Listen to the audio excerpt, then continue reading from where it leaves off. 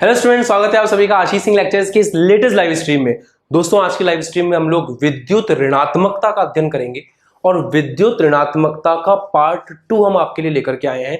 पिछली क्लास में हम लोगों ने पार्ट 1 डिस्कस किया था, जहां विद्युत ऋणात्मकता क्या होती है, इलेक्ट्रोनेगेटिविटी क्या है, उसकी परिभाषा क्या है और वो किस प्रकार से जनरल ट्रेंड होता है उसका, और फ्लोरीन और क्लोरीन का जो बर्ताव था उसके बारे में हमने बहुत डिटेल में स्टडी किया था। फ्लोरीन और क्लोरीन के बीच का डिफरेंस मैंने एक चटाकेदार एग्जांपल समझाया था, क्रश वाला प्यार और असली वाला प्यार। तो अगर वो वीडियो नहीं देखा है आपने तो देख लीजिए, बिना पार्ट 1 देखे इसको समझना मुश्किल है, इसलिए पुराना वाला लेक्चर देख कर ही इस लेक्चर के ऊपर आप आए, ये चीज आपके लिए बेहतर होगी। तो चलिए आज की क्लास को स्टार्ट करते हैं। आज हम जो कुछ भी पढ़ेंगे वो इलेक्ट्रोनेगेटिविटी का एडवांस वर्जन है। एडवांस बातें आज हम लोग पढ़ेंगे कंसेप्ट के साथ में, और इस लेवल को मैं लेकर के चल रहा हूं क्लास में। और मेरा टारगेट है कि आप ऐसी पढ़ाई करो कि आपके 100 में से 100 आए। हम लोग ये 95, 99 का टारगेट लेके नहीं चलते, हम सीधा 100 को एम करते हैं, 100 आउट ऑफ 100 को एम करते हैं। तो चलिए आज की क्लास को स्टार्ट करते हैं। सबसे पहली बात, विद्युत ऋणात्मकता के बारे में थोड़ी बहुत बात मैं आपको कल की क्लास से याद दिला दूं, हल्की सी, ज्यादा नहीं। जब एक तत्व जैसे कि फ्लोरीन एकल सहसंयोजी बंध बनाता है, तो जब एक तत्व एकल सहसंयोजी बंध बनाता है, एकल सहसंयोजी बंध बनाता है, तो जो साझेदारी के इलेक्ट्रॉन है वो बिल्कुल बीच में रहने चाहिए, क्योंकि भाई उसके ऊपर जितना हक हाइड्रोजन का है उतना ही हक उसके ऊपर फ्लोरीन का है। तो जो साझेदारी के इलेक्ट्रॉन है वो बिल्कुल बीच में रहने चाहिए, सेंटर में रहने चाहिए। बट फ्लोरीन ना गद्दार है, चीटिंग करता है। वो क्या करता है, उसके पास जेफ ज्यादा होने के कारण, काफी बच्चों के कमेंट आए थे हमको जेफ के बारे में नहीं पता। मैंने जेफ के बारे में इस सीरीज के स्टार्टिंग में बताया था आपको कि एक नाभिक का अपने बाह्यतम कोश के इलेक्ट्रॉन पर जो प्रभाव होता है उसको हम जेफ कहते हैं, राइट। तो फ्लोरीन का जेफ ज्यादा होने के कारण वो साझेदारी के इलेक्ट्रॉनों को अपनी तरफ खींच लेता है, राइट। अपनी तरफ इलेक्ट्रॉनों को शिफ्ट कराने से अगर पूरी तरह से किसी के पास इलेक्ट्रॉन आ जाए तो उसको बोलते हैं नेगेटिव। अगर पूरी तरह से किसी के पास से इलेक्ट्रॉन दूर चले जाए उसको बोलते हैं पॉजिटिव। यहां पर इलेक्ट्रॉन हल्के से फ्लोरीन की तरफ आए हैं, हल्के से, पूरे नहीं आए, तो इसलिए बोलेंगे हल्का सा नेगेटिव। इसको बोलते हैं पार्श्व ऋणात्मक, पार्श्व ऋणात्मक, पार्शियल नेगेटिव बोलते हैं इसको, ठीक है, पार्शियल नेगेटिव चार्ज, पार्श्व ऋणात्मक बोलते हैं, पार्शियल नेगेटिव बोलते हैं। और हल्के से दूर गए हैं हाइड्रोजन से तो उस पर आएगा हल्का सा पॉजिटिव, इसको बोलेंगे पार्श्व धनात्मक। तो ये एक सहसंयोजी बंध था। सहसंयोजी बंध के अंदर कौन सी प्रवृत्ति आ गई है, आयनिक बंध वाली प्रवृत्ति आ गई है। इलेक्ट्रॉन की साझेदारी से कहानी स्टार्ट हुई थी और अब प्लस माइनस पे पहुंच चुकी है। कहने का मतलब यह है, अब आप यहां से एक और बात समझ में आती है कि हम ये बोलते तो हैं कि यहां पर सहसंयोजी बंध बना हुआ है, बट एक्चुअल में ये 100% सहसंयोजी बंध नहीं है। यहाँ पे प्लस माइनस आ चुका है, यहाँ पे कहीं ना कहीं थोड़े बहुत जो है प्रवृत्ति, थोड़ी बहुत टेंडेंसी आयनिक बंध की भी है, आयोनिक बॉन्ड की भी है, क्योंकि यहाँ पे प्लस माइनस है। अब विद्युत ऋणात्मकता की परिभाषा क्या है? जब एक तत्व एकल सहसंयोजी बंध बनाता है, जब एक तत्व सिंगल कोवेलेंट बॉन्ड बनाता है, तो किसी तत्व का एकल सहसंयोजी बंध के साझेदारी के इलेक्ट्रॉनों को अपनी ओर खींचने की प्रवृत्ति को विद्युत ऋणात्मकता के नाम से जानते हैं। ये कल की क्लास में आपने सीखा। विद्युत ऋणात्मकता एक आपेक्षिक पद है। आपेक्षिक मतलब रिलेटिव पद है। जैसे यहां पर इलेक्ट्रॉन साझेदारी के किसने खींचे, फ्लोरीन ने अपनी तरफ, तो मैं ऐसे बोलूंगा कि फ्लोरीन की इलेक्ट्रोनेगेटिविटी ज्यादा है हाइड्रोजन से। तो ये हमेशा तुलनात्मक रूप में देखा जाता है। कंपैरिजन के काम में आता है कि भाई इसकी विद्युत ऋणात्मकता ज्यादा है इसलिए इलेक्ट्रॉन इसने खींचे। तो हमेशा जब भी आप विद्युत ऋणात्मकता को देखें तो आपेक्षिक चीज ध्यान रखें, रिलेटिव चीज ध्यान रखें, ये कंपैरिजन के काम आता है, ये तुलना करने के काम आता है। ठीक है बेटा, तो जब भी इस टॉपिक को आप पढ़ रहे हो इस बात को विशेष ध्यान रखें कि हम लोगों ने इसको किस प्रकार परिभाषित कर रखा है। अब आज की क्लास को स्टार्ट करते हैं। अब हम ये देखते हैं कि विद्युत ऋणात्मकता का मापन करने के लिए कौन कौन सी चीजें बनाई गई। अलग अलग लोगों ने इसके ऊपर काम किया। सबसे पहला इसके लिए बनी पॉलिंग स्केल। पॉलिंग स्केल,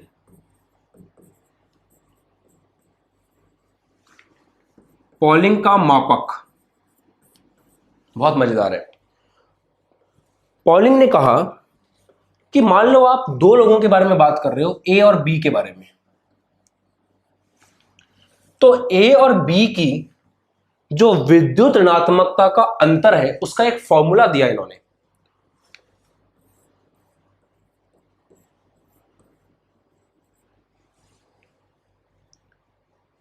ये चीज है ए की विद्युत ऋणात्मकता। विद्युत ऋणात्मकता को शॉर्ट में मैं इलेक्ट्रोनेगेटिव लिख रहा हूं, तो चाहिए चाई बी। चाई बी क्या है? बी की विद्युत ऋणात्मकता। तो इन्होंने एक फॉर्मूला, मैंने कहा था ना रिलेटिव आएगा, इसमें हमेशा आपको डिफरेंस देखने को मिलेगा।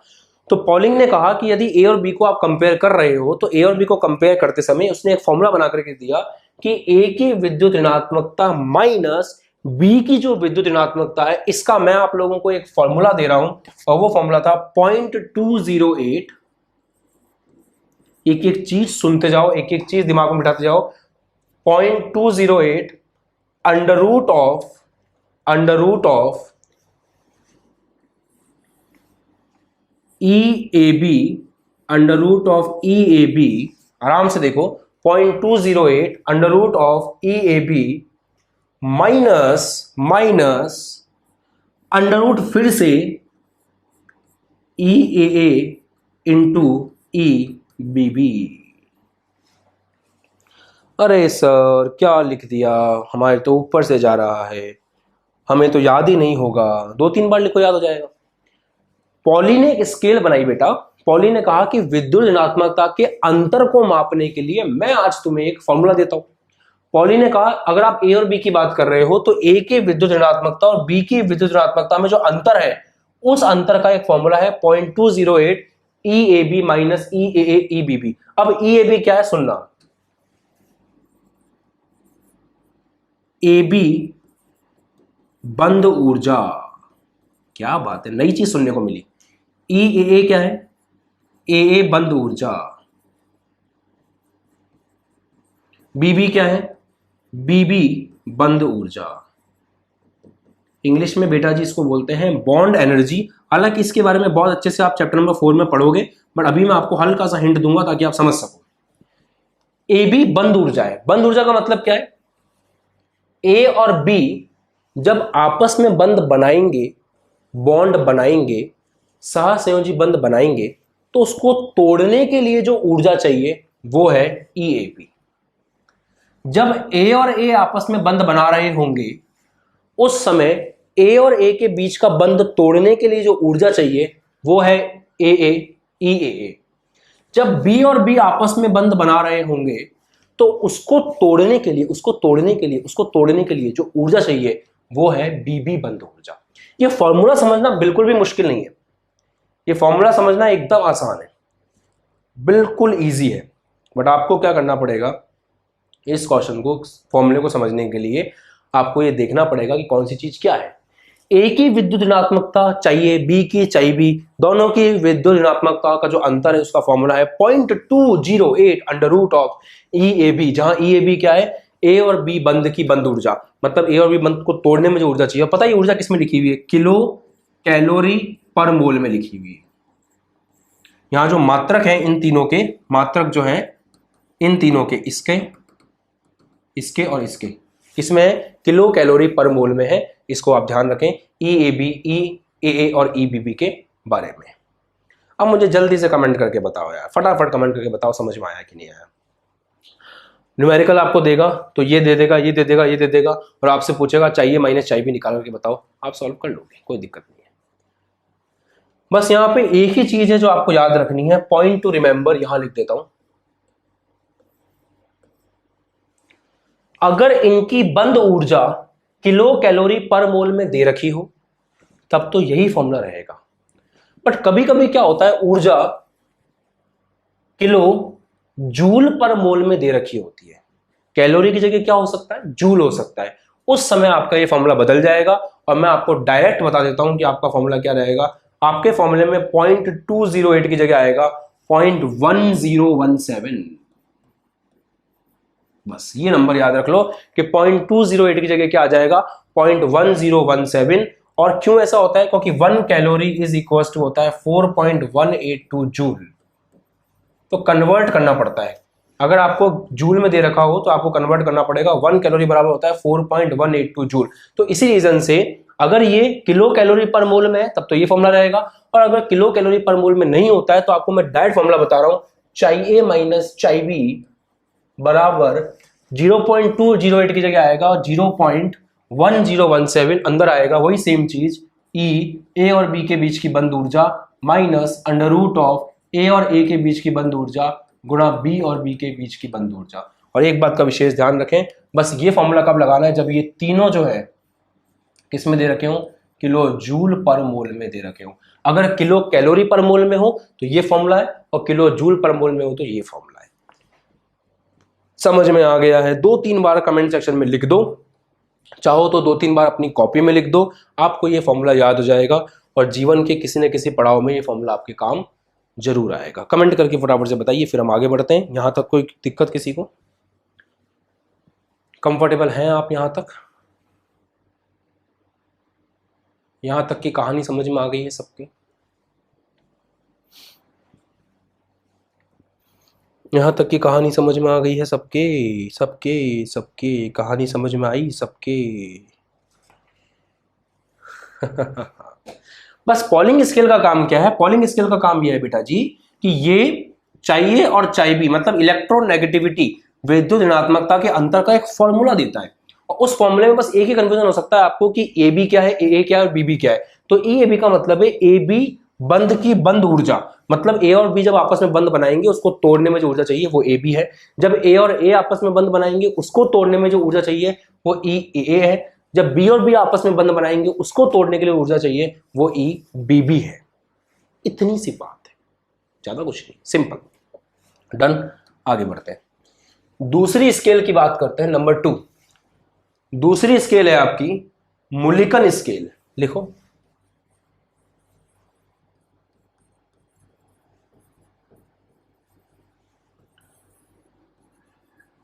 दूसरी स्केल है आपकी मुलिकन स्केल। मुलिकन स्केल में क्या है समझिए, बहुत सिंपल है। मुलिकन स्केल, उसने कहा कि इलेक्ट्रोनेगेटिविटी का एक फॉर्मूला बना के देते हैं हम आपको। उसने कहा, बहुत सिंपल सी बात बोली उसने, बहुत तगड़ी बात बोली। उसने कहा एक काम करो, किसी भी तत्व की विद्युत ऋणात्मकता लिखनी है ना, तो किसी भी तत्व की विद्युत ऋणात्मकता उसकी आईपी, आईपी जानते हो, आयनन विभव, तथा ये जानते हो, इलेक्ट्रॉन बंधुता। तो उसने कहा कि तत्व की विद्युत ऋणात्मकता, ईएन का मतलब क्या है, विद्युत ऋणात्मकता। तो किसी भी तत्व की विद्युत ऋणात्मकता उसकी आयनन विभव तथा इलेक्ट्रॉन बंधुता का औसत है। अब अपने अपने शौक है, अपने अपने फॉर्मूले। तो मुलिकन ने कहा कुछ नहीं करना है, जो उस तत्व का आयनन विभव है और जो उस तत्व का इलेक्ट्रॉन बंधुता है उसका एवरेज निकाल लो, वही कहलाएगा उस तत्व की विद्युत ऋणात्मकता। उसने बता दिया, हमने पढ़ लिया, हमने समझ लिया कि भाई अगर किसी आपको न्यूमेरिकल दे सकता है एग्जाम में कि एक तत्व का इलेक्ट्रॉन बंधुता इतनी है, एक तत्व का आयनन विभव इतना है, उस तत्व की विद्युत ऋणात्मकता बताइए, दोनों को जोड़ देना, 2 का भाग लगा देना, क्वेश्चन सॉल्व हो जाएगा। That's it. सही है बात? कोई दिक्कत? किसी प्रकार की कोई दिक्कत, कोई समस्या, कोई परेशानी यहाँ तक तो नहीं होनी चाहिए। आई थिंक एकदम सिंपल चीज़ है, बस याद रखनी है, इसको भूलना नहीं है। एग्जाम में डायरेक्टली पूछ सकता है बंदा, क्वेश्चन दे सकता है। तो दो तरह की स्केल पढ़ी है आपने, एक तो पॉलिंग स्केल जहां से हम दो के बीच का अंतर निकाल सकते हैं, दूसरी स्केल जहां पे आप किसी एक तत्व का विद्युत ऋणात्मकता निकाल सकते हो। चलो आगे बढ़ते हैं। अब अपन पढ़ने जा रहे हैं विद्युत, सबसे इंपॉर्टेंट टॉपिक, विद्युत ऋणात्मकता के अनुप्रयोग। मैंने आपको कल कुछ तत्वों की विद्युत ऋणात्मकता याद करने के लिए कहा था, फॉन्सल, ब्रिसी और इंडिया से चाहत पुरानी है, याद है, ट्रिक बताई थी मैंने, वो याद रखना बस। विद्युत ऋणात्मकता का अनुप्रयोग, सबसे पहला अनुप्रयोग पढ़ने जा रहे हैं अपन। सबसे पहला अनुप्रयोग जो आपको पढ़ना चाहिए वो है तत्वों का नामकरण संस्कार।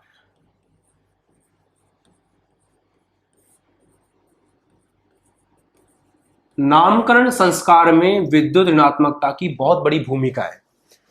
HCl का नाम क्या होता है आपको पता है ना, हाइड्रोजन क्लोराइड।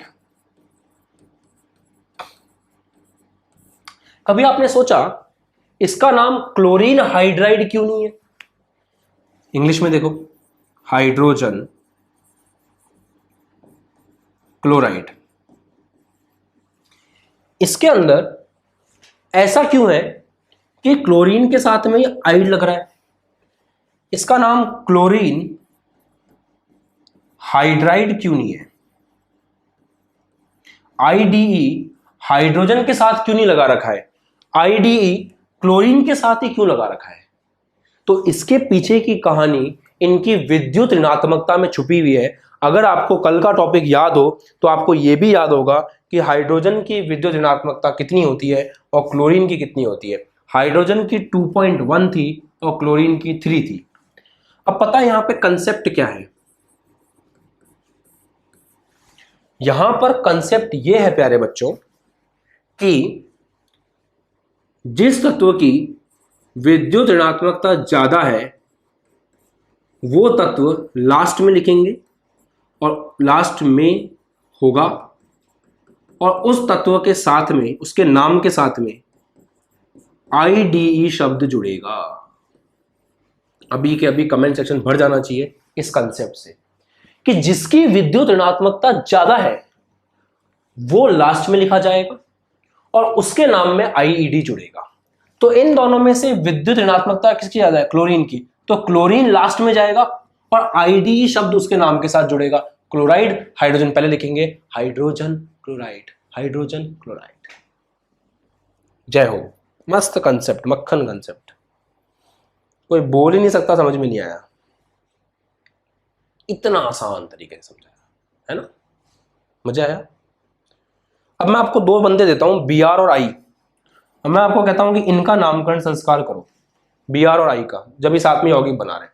खुद दिमाग लगाओ, 2.8 इसका BR का होता है 2.8 और I का होता है 2.5। 2.8 I का होता है 2.5। जिसकी विद्युत ऋणात्मकता ज्यादा है वो नाम के पीछे आएगा और IDE लगेगा, तो ये हो जाएगा, नाम के पीछे लिखा जाएगा ब्रोमाइड। जिसकी कम है वो सिंपल नाम के आगे आ जाएगा आयोडीन ब्रोमाइड। That's it. मजा नहीं लाइफ, दैट्स इट। और वैसे नाम के आगे जब लिखते हैं तो आयोडीन ब्रोमाइड नहीं लिखते, उसका आगे नाम के आगे जब भी नाम के आगे आता है तो आइडो ब्रोमाइड लिखते हैं। ये आप धीरे धीरे सीख जाओगे कि जब I नाम के आगे आता है तो आइडो ब्रोमाइड लिखते हैं। चलो बता ही देता हूं आपको। कार्बन का नॉमेनक्लेचर जब आप करोगे तो आपको समझ में आएगा। जब F नाम के आगे आएगा तो फ्लोरो बन के आता है, फ्लोरो। जब Cl नाम के आगे आता है तो क्लोरो बन के आता है। जब Br नाम के आगे आता है तो ब्रोमो बन के आता है। और जब I नाम के आगे आता है तो आइडो बन के आता है। तो यहां पे Br पीछे गया, ID लगा उसके नाम के आगे, ब्रोमाइड। आगे कौन आया नाम के? आयोडीन। आयोडीन जब भी नाम के आगे आएगा आइडो लग के आएगा, तो इसका नाम कुछ इस तरह से होगा, आइडो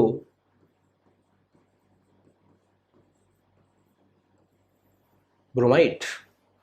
इसका नाम कुछ इस तरह से होगा लाला, आइडो ब्रोमाइड। मजा नहीं लाइफ? मजा नहीं लाइफ या नहीं? मजा आ रहा नहीं आ रहा? नामकरण संस्कार में कोई दिक्कत तो नहीं हो रही? पक्का? कोई टेंशन नहीं है। तो नामकरण संस्कार करने के लिए हमें विद्युत ऋणात्मकता की जरूरत पड़ती है। जिसकी विद्युत ऋणात्मकता ज्यादा है वो नाम के पीछे जाएगा और उसके साथ आईडी लगेगा। ये आपने कंसेप्ट आज की कक्षा में सीखा, बहुत ही प्यारा कंसेप्ट। अब आगे बढ़ते हैं और विद्युत ऋणात्मकता की दूसरी एप्लीकेशन को चेक करते हैं। एप्लीकेशन नंबर 2 जरा चेक करते हैं। सहसंयोजी बंध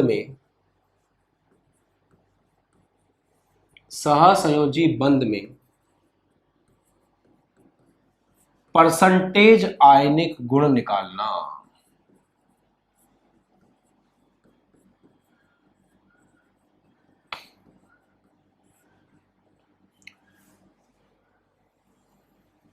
ये इसकी दूसरी एप्लीकेशन है और बहुत ही इंटरेस्टिंग, बहुत ही इंपॉर्टेंट एप्लीकेशन है, बहुत ही इंपॉर्टेंट एप्लीकेशन है। HF के बारे में तो सब जानते हैं, सबको पता है कि H की विद्युत ऋणात्मकता 2.1 है और F की 4 है। इनके बीच विद्युत ऋणात्मकता का तगड़ा डिफरेंस है, तगड़ा। अब आपको अच्छे से पता है कि ये बंद होना तो चाहिए था सहसंयोजी, पर हुआ क्या कि F ने अपने इलेक्ट्रॉन अपनी ताकत से सहसंयोजी बंध के इलेक्ट्रॉन खुद की तरफ खींच लिए और यहां पे पार्शियल नेगेटिव पार्शियल पॉजिटिव आ गया। तो अपन ये बोल सकते हैं कि यहां पर आयोनिक कैरेक्टर आ चुका है। आयोनिक कैरेक्टर किसमें आ चुका है? कोवेलेंट बॉन्ड में। सहसंयोजी बंध में आयनिक गुणधर्म आ चुका है।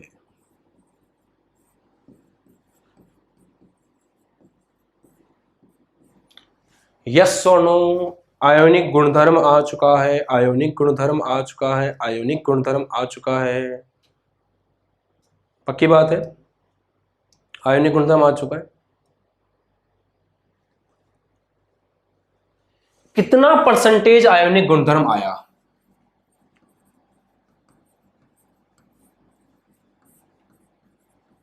इसके लिए एक फॉर्मूला होता है। कौन सा फॉर्मूला है? 16 इंटू डेल्टा एक्स का mod plus 3.5 into delta x के मॉड का स्क्वायर, जहां डेल्टा एक्स है दोनों की विद्युत ऋणात्मकता का अंतर। अभी आ जाएगा समझ में। और मॉड एक्स का मतलब है चाहे वैल्यू कुछ भी हो, आएगा आंसर प्लस में ही। मॉड का मतलब समझाओ, जैसे 2 में से 3 को माइनस करते हैं तो क्या आना चाहिए? माइनस का 1 आना चाहिए। बट अगर आपने ऐसे लगा रखा है मॉड, इसको बोलते हैं मॉड, तो वो अपने आप उसको प्लस कर देगा और आंसर प्लस में आएगा। जैसे मान लो 4 - 5 करो तो आंसर क्या आना चाहिए? -1। बट अगर आपने मॉड लगा रखा है तो आंसर क्या आएगा? प्लस का। मतलब मॉड से कभी भी वैल्यू नेगेटिव बाहर नहीं आती, हमेशा पॉजिटिव ही बाहर आती है। तो चाहे कोई भी बड़ा हो कोई भी छोटा हो, आपको केवल बड़े वाले में छोटे वाले को माइनस करना है, यहां वैल्यू हमेशा प्लस में ही आएगी। एक बात तो ये। दूसरी बात, परसेंटेज आयनिक गुण का ये जो फॉर्मूला है इसको लगाना कैसे है, मैं आपको इस एग्जांपल से अच्छे से क्लियर करता हूं। बहुत सिंपल है, देखो कैसे करेंगे। सबसे पहले दिमाग में ये बात बिठा लो कि 16 यहां पे एक नंबर है, 3.5 यहां पे एक नंबर है, डेल्टा एक्स है दोनों तत्वों की विद्युत ऋणात्मकता का अंतर। डेल्टा एक्स है दोनों तत्वों की विद्युत ऋणात्मकता का अंतर। अब मैं HF के अंदर कितना परसेंटेज आयनिक गुण है ये निकाल करके दिखाता हूं। फॉर्मूला अपने आप आपको अच्छा लगने लग जाएगा। कुछ नहीं करना है, बहुत सिंपल है। सबसे पहले डेल्टा एक्स निकालिए। डेल्टा एक्स क्या होता है? विद्युत ऋणात्मकता का अंतर, बड़े वाले में से छोटे वाले को माइनस करना है। कितनी विद्युत ऋणात्मकता है फ्लोरीन की? 4 है। कितनी है हाइड्रोजन की? 2.1 है। माइनस करो, वैल्यू कितनी आ रही है? 1.9। तो डेल्टा एक्स जो होता है वो होता है विद्युत ऋणात्मकता का अंतर। अब आपके दिमाग में धीरे धीरे बैठ रहा होगा, जो 2 तत्व आपको दे रखे हैं उनकी विद्युत ऋणात्मकता आपको पता होनी चाहिए, या क्वेश्चन देगा या आपको पता होगा। कुछ मैंने आपको याद करवा दिए थे लास्ट क्लास में। उनकी विद्युत ऋणात्मकता का अंतर आप निकालेंगे, उनकी विद्युत ऋणात्मकताओं को माइनस आप करेंगे, और माइनस करने के बाद जो वैल्यू आएगी वो वैल्यू आपकी है डेल्टा एक्स। आगे बढ़ते हैं। तो परसेंटेज आयनिक गुण कैसे निकालेंगे? 16 into delta x. Delta x कितना है? 1.9 प्लस 3.5 इंटू 1.9 का होल स्क्वायर। बस इसको सॉल्व कर लीजिए, यही कहलाएगा परसेंटेज आयनिक गुण, यही कहलाएगा परसेंटेज आयनिक गुण। और ये लगभग 43% आता है आपके HF के केस में। उम्मीद करता हूं आपको ये टॉपिक समझ में आ गया होगा, और अब आप किसी से भी निकाल सकते हैं, कोई दिक्कत की बात नहीं।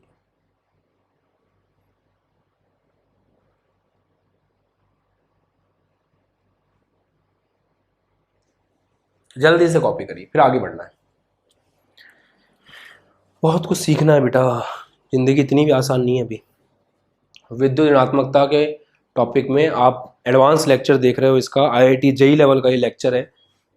जो कंसेप्ट आप सीख रहे हो बहुत एडवांस कॉन्सेप्ट है, और अगर ये कॉन्सेप्ट अच्छे से समझ जाओगे तो ज़िंदगी में गर्व करोगे खुद पे, और जब एग्जाम में क्वेश्चन आएंगे तो आपसे अच्छे सॉल्व भी होंगे। तो जब भी दो तत्व आपको कोई दे रखा हो, आपको पूछ रहा हो उनके अंदर परसेंटेज आयनिक गुण, दोनों के विद्युत ऋणात्मकता का अंतर निकालिए, वो अंतर आपका डेल्टा एक्स बनेगा। फॉर्मूला सिंपल सा आपके सामने ये वाला, इसको याद कर लीजिए, और इसके अंदर कुछ नहीं करना है आपको, बस वैल्यू पुट करनी है और आंसर निकल के आ जाएगा। डन, आगे बढ़े। चलो, तीसरा अनुप्रयोग, बंध सामर्थ्य। आपसे एक सवाल पूछा जाए कि HF, HCl, HBr और HI में से किसका बंध सामर्थ्य सबसे ज्यादा है, किसकी बॉन्ड स्ट्रेंथ सबसे ज्यादा है, किसका बॉन्ड मजबूत है। सिंपल भाषा में बॉन्ड स्ट्रेंथ किसकी ज्यादा है, किसका बॉन्ड मजबूत है, मजबूत बॉन्ड किसका है, किसके बॉन्ड को तोड़ने में ज्यादा मेहनत करनी पड़ेगी।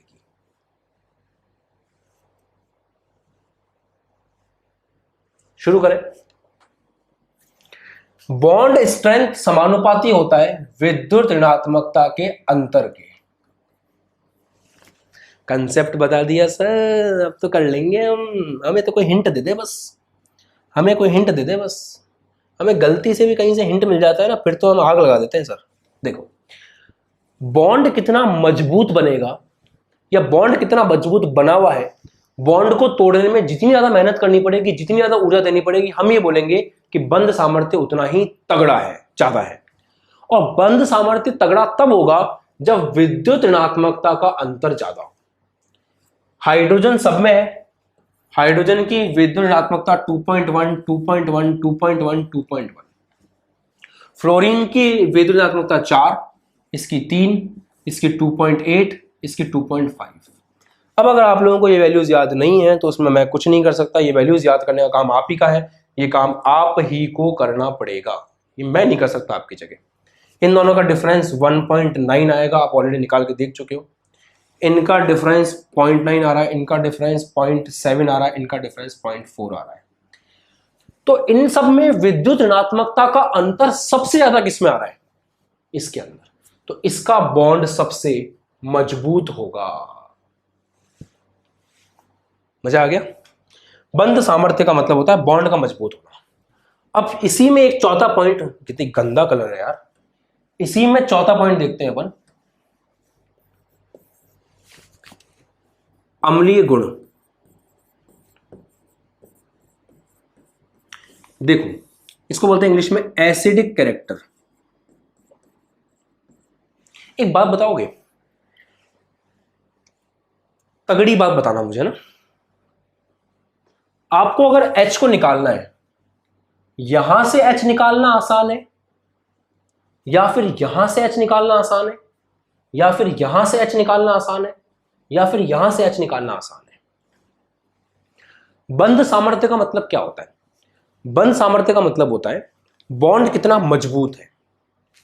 यहां पर बंध सामर्थ्य सबसे ज्यादा है, कंसेप्ट को पकड़ना, यहां पर बंध सामर्थ्य सबसे ज्यादा है, मतलब ये बॉन्ड भयंकर स्ट्रांग है, तो इसमें से H निकालना मुश्किल होगा, इसकी तुलना में ये आसान होगा। यहां से H निकालना उसकी तुलना में आसान होगा, यहां से H निकालना इन दोनों की तुलना में आसान होगा, और यहां से H निकालना सबसे आसान होगा। क्योंकि बंध सामर्थ्य अगर कमजोर है, बॉन्ड अगर वीक है, बॉन्ड अगर कमजोर है, बॉन्ड अगर हल्का है, तो H निकालना बेहद बेहद बेहद बेहद आसान हो जाता है। जितना ज्यादा H निकलेगा इजीली, उतना ही अम्लीय गुण ज्यादा आएगा। क्योंकि अम्लीय गुण का मतलब है H का निकलना। ये चाहते हैं कि H+ निकले, जितना H+ ज्यादा आसानी से निकलेगा उतना ही अम्लीय गुण ज्यादा होगा, और H आसानी से तब निकलेगा जब बंध सामर्थ्य कम होगा। तो आपको कुछ नहीं करना, विद्युत ऋणात्मकता के अंतर से बंध सामर्थ्य का पता लगा लेना है। जिसका बंध सामर्थ्य सबसे कम होगा उसका अम्लीय गुण सबसे ज्यादा होगा, जिसका बंध सामर्थ्य सबसे कम होगा उसका अम्लीय गुण सबसे ज्यादा होगा, जिसका बंध सामर्थ्य सबसे कम होगा उसका अम्लीय गुण सबसे ज्यादा होगा। लिखो कमेंट सेक्शन में, समझ में आ रही है बात? जिसका बंध सामर्थ्य सबसे कम होगा वहां से H निकालना आसान है और यहां से H+ निकालना आसान होगा यदि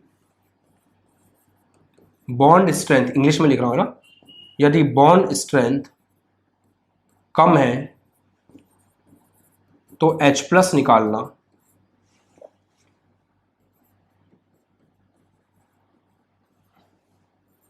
आसान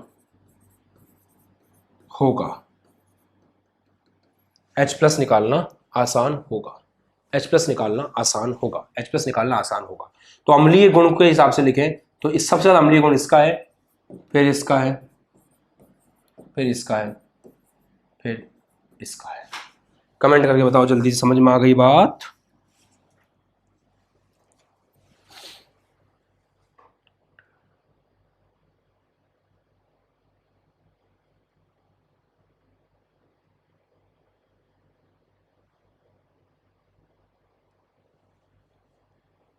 डन। अब जो मैं आपको सिखाऊंगा ना वो इस पूरे चैप्टर का सबसे इंपॉर्टेंट सेक्शन है, और उसको लिए आपको अपने दिमाग को पूरी तरह से खोलना पड़ेगा, तब जाकर के आपको समझ में आएगा। ये तो आसान चीज़ थी, आपकी इजीली समझ में आ गई। अब जो आप सीखने वाले हो वो बहुत ज़्यादा इंपॉर्टेंट है और सबसे ज़्यादा काम का है, तो पूरे फोकस के साथ सुनना बेटा, क्योंकि अब जो मैं बताने जा रहा हूँ वो इस चैप्टर का सबसे इंपॉर्टेंट सेक्शन है। वहां से IIT JEE नीट में सवाल बनते हैं।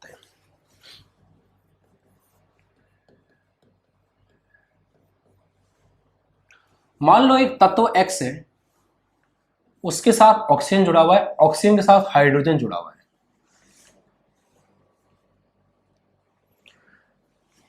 अगर H निकल जाए यहां से तो ये तत्व अम्लीय कहलाएगा, अम्ल कहलाएगा, है ना? X कोई भी तत्व हो सकता है।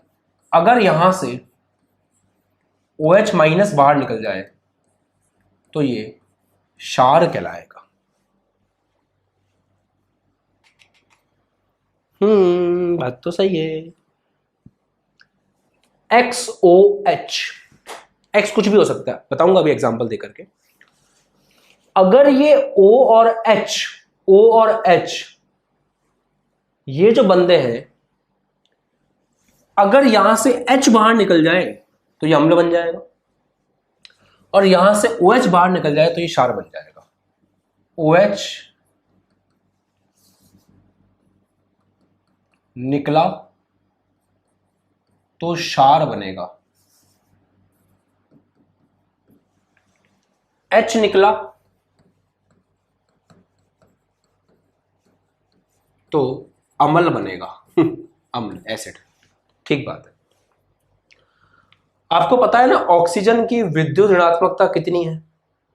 ऑक्सीजन की विद्युत ऋणात्मकता 3.5 होती है और हाइड्रोजन की 2.1 होती है। 3.5, 2.1, ये अंतर कितना है? 1.4 का डिफरेंस है। ये अंतर कितना है? 1.4 का डिफरेंस है। ठीक है, अच्छी बात है, बहुत अच्छी बात है, बहुत ही अच्छी बात है।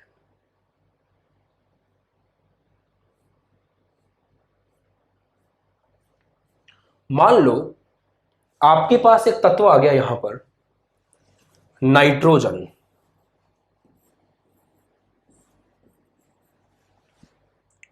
है ना? और मान लो आपके पास एक तत्व आ गया यहां पर, सोडियम।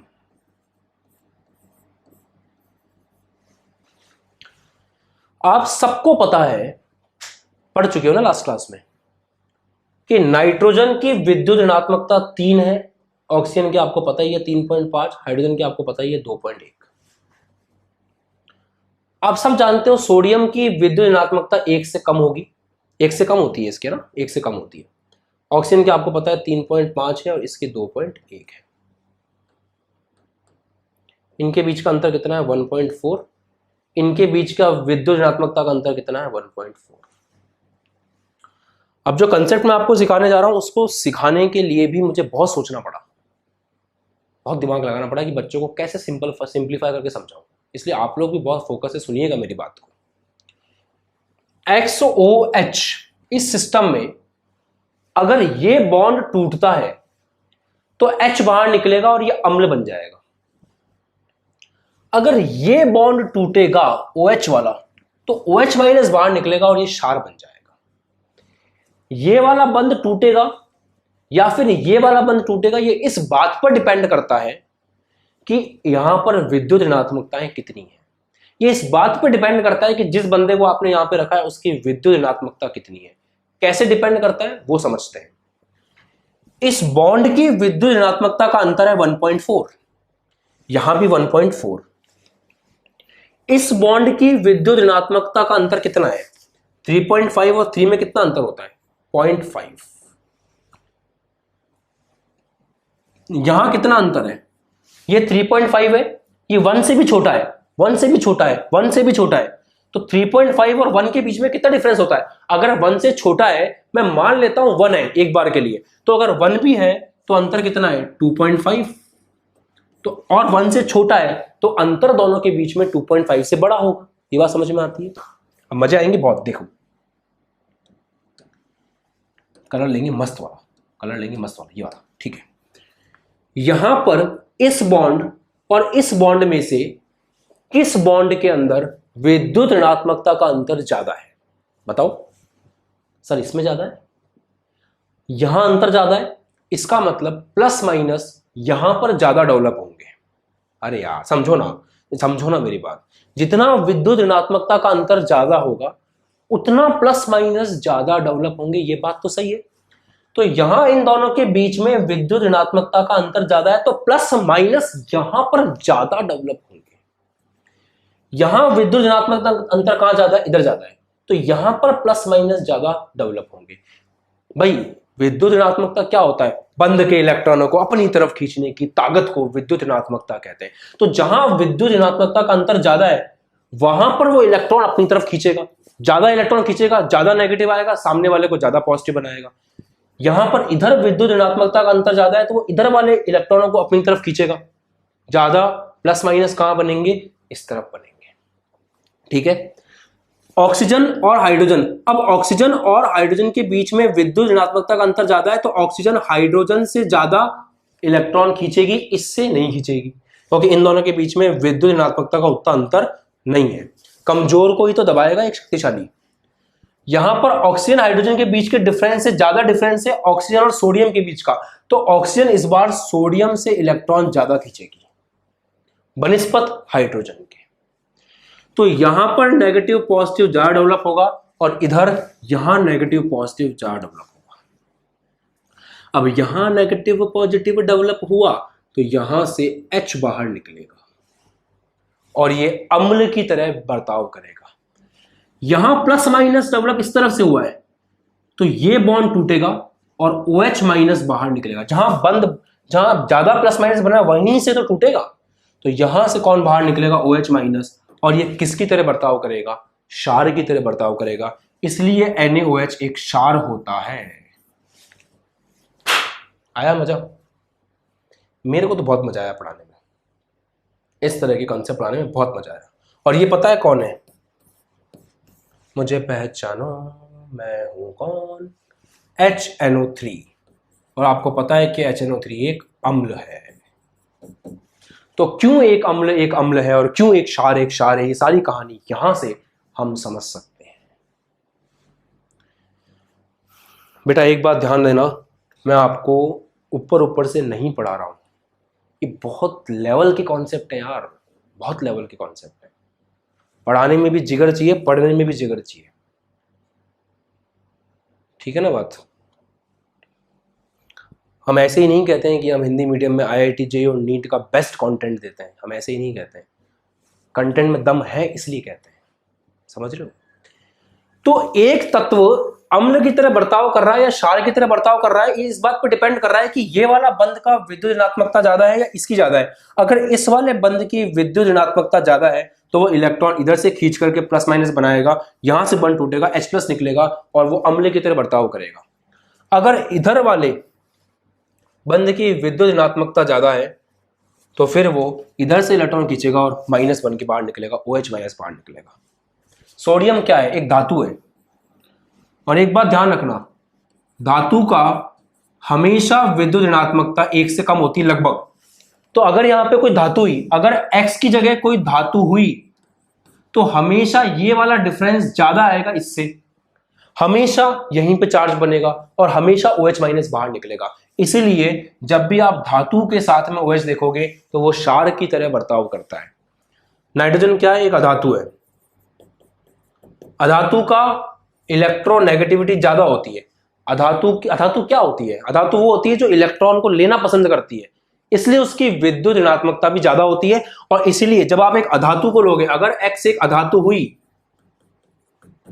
तो फिर इस वाले से ज्यादा डिफरेंस इस वाले का होगा, यहां पे प्लस माइनस बनेंगे और यहां से H बाहर निकलेगा। तो एक डायरेक्ट ट्रिक भी समझ में आ गई कि अगर X धातु हुई तो H+ निकलेगा। लॉजिक तो आपने समझ लिया, आप डायरेक्ट भी समझ लो। अगर X अधातु हुई तो OH- निकलेगा। ये अच्छे से दिमाग में बिठा लो, अच्छे से दिमाग में बिठा लो, परफेक्ट तरीके से इसको माइंड में फिट कर लो, ये बहुत इंपॉर्टेंट है, इसके बिना काम नहीं चल पाएगा। थोड़ा और खेलें, थोड़ा सा और खेलें,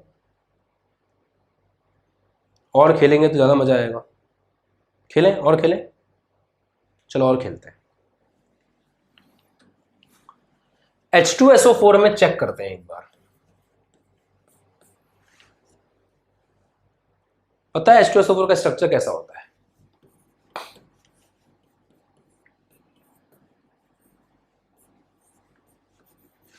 H2SO4, बट आपको क्या लेना देना, आपको तो केवल इस 3 से मतलब है ना, 3 से तो मतलब है आपको। आपको पता है इसका 3.5 है, इसका 2.1 है,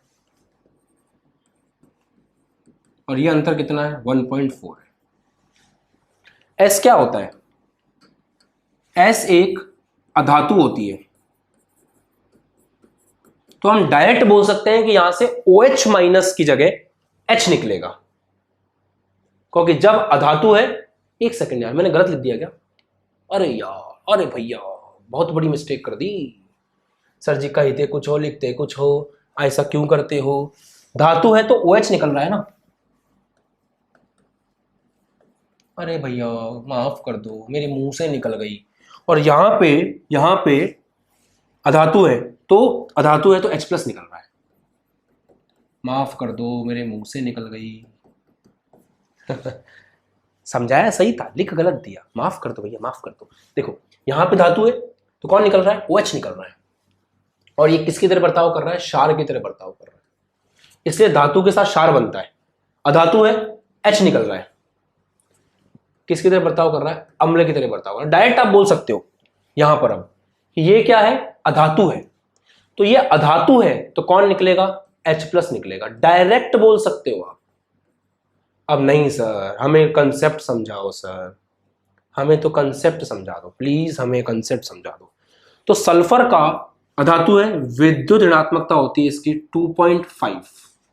सल्फर एक अधातु है, अधातुओं की विद्युत ऋणात्मकता ज्यादा होती है क्योंकि उनको इलेक्ट्रॉन लेने का शौक होता है। तो सल्फर जो है उसकी विद्युत ऋणात्मकता 2.5 है, कल की क्लास में सिखाया था। अब चेक करो, इधर आते हैं, अलग से देते हैं, सल्फर ऑक्सीजन हाइड्रोजन, इसकी विद्युत ऋणात्मकता 2.5, इसकी 3.5, इसकी 2.1।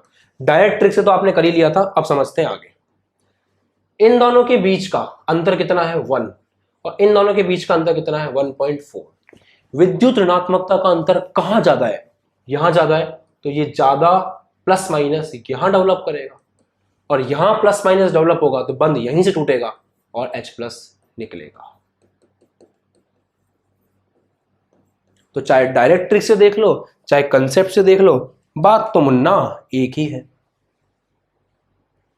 आप ये बोल सकते हो कि ये डिफरेंस, ये अंतर, इंग्लिश में लिख रहा हूं ना, ये अंतर ज्यादा है तो यहां ज्यादा प्लस माइनस बनेगा, तो बंद यहीं का टूटेगा। ये कंसेप्ट है, दिख रहा है साफ साफ। ये अंतर ज्यादा है, विद्युत ऋणात्मकता का अंतर ज्यादा है। विद्युत ऋणात्मकता का अंतर ज्यादा है मतलब ऑक्सीजन यहां से ज्यादा इलेक्ट्रॉन अपनी तरफ खींच करके इसको प्लस बनाएगा और इसी को यहीं से बंद तोड़ करके इसको यहां से रवाना करेगा, रवाना करेगा, रवाना करेगा। भाई जहां प्लस माइनस बनेंगे वहीं तो बात बनेगी। जहां प्लस माइनस बनेंगे, जहां चार्ज बनेगा वहीं से तो अलग होगा बेटा, जहां चार्ज बनेगा वहीं से तो अलग होगा। यस और नो? तो ये कंसेप्ट एकदम जिसको बोलते हैं ना मास्टर कंसेप्ट था, और ऐसे कंसेप्ट आईआईटी जेईई के लिए बेस्ट होते हैं। जिनको ये कंसेप्ट आते हैं वही बच्चे आईआईटी जेईई को क्रैक कर पाते हैं। तो अब आपको कमेंट करके बताना है कि आपको आज की क्लास कैसी लगी। आपको कमेंट करके बताना है कि ये सब कंसेप्ट सीख करके आपके अंदर कॉन्फिडेंस आ रहा है कि नहीं आ रहा है, आपको पढ़ाई में इंटरेस्ट आ रहा है कि नहीं आ रहा है। और एक और खास बात, ये जितने भी कॉन्सेप्ट है सारे कमेंट सेक्शन में आ जाने चाहिए।